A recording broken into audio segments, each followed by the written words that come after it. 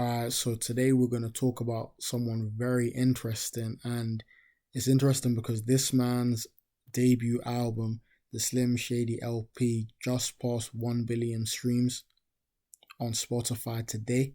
So it's just a crazy coincidence that I'm doing this, but today we're going to cover Eminem, Slim Shady, Marshall Mathers, whatever you want to call him. And I think he's an interesting figure because he's literally the most successful person in the history of rap. And to this day, I've never really looked at him for advice as such. I've kind of just seen the ups and downs of his careers and I've kind of paid attention, but kind of looking back at his interviews, you can see that he does have some gems here and there, but he is a lot more reserved than maybe a lot of the other people that we do cover. So as always, I've picked 3 interview clips that we're going to kind of break down and analyze and just explain how they've helped him become successful, how they helped him maintain success, and how we can use them in our lives. In this first clip, we've got Eminem talking about not giving up and being able to do anything he sets his mind to. And just rock. I feel like anybody can do anything they set their mind to. But it depends on how bad you want it, and I wanted to do it. You know, at this stage of my life, I don't feel like there's too much that I can't do. I don't mean to sound cocky or nothing, but if I really want to do it, I don't give up that easy.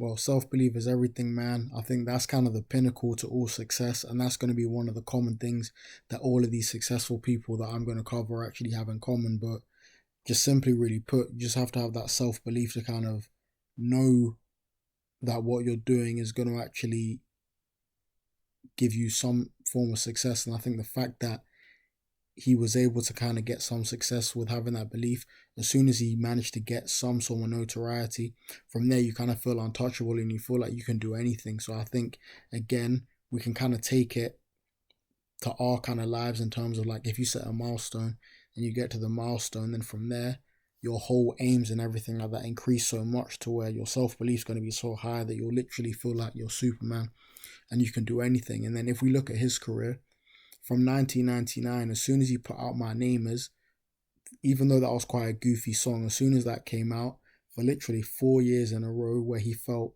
like he was untouchable, he was able to just produce the biggest songs ever, like some of the greatest songs ever. And I feel like having that self-belief at the start also kind of obviously was very pivotal to that, and having the self-belief coupled with that positive reinforcement just made him feel like Superman. Alright, so in this clip we got Eminem kind of talking about how at the start in these rap battles his confidence was low, but as he started to get more crowd response his confidence grew.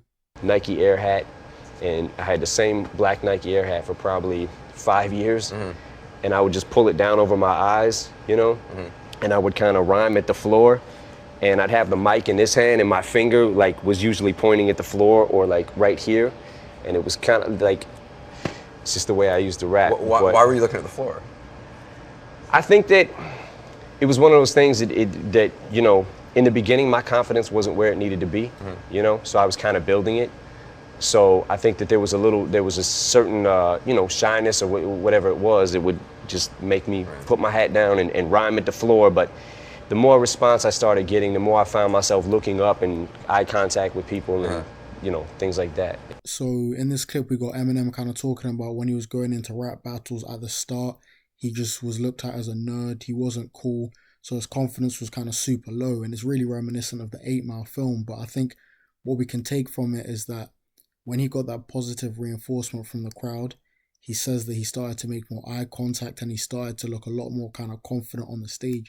And I think that confidence obviously would have helped him get through more of those rap battles. And I think if we kind of compare it to his career, I would personally say his peak years were between 1999 and 2003.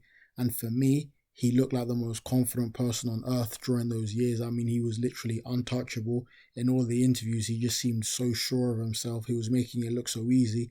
And now if we look at some other parts of his career, maybe when he was down a bit, you can see that he just looked like a bit of a shell of himself. And as a result, the music just wasn't really as good. And I felt as though the fans just didn't have that same belief in him. Maybe if we fast forward to around 2009 Relapse time, that was kind of potentially happening. And then also when he did Revival, I feel like there were kind of times where a lot of fans were kind of doubting him and they thought that with that lack of confidence, the product wasn't as good. So I think this kind of tells me that the positive reinforcement helps the confidence, but I think you need to just show that confidence regardless, and I think that's what we can all take from it. All right, so we got this third clip where M's talking about just having low self-esteem, and if you do have self-esteem, you should probably double down on anything you're good at. No. I went through a lot of that shit too, growing up as a kid, and just feeling like I wasn't good enough for anything, like whatever I did, I just wasn't good enough. And yeah, man, it's a psychological thing. I think that once you, for anybody who doesn't feel, who feels like that, right? Like I just feel like I'm worthless. I'm not nothing in this world. Anybody who feels that and then finds something that they're actually good at, it's like I think that's what makes somebody go for that so hard. You know what I'm saying? Yeah. Man, I really like this last clip a lot because I think that it can speak to a lot of people. So here we've got M talking about how his self-esteem was so low and he wasn't good at anything. So the thing that he found that he was good at, he actually doubled and tripled down on it.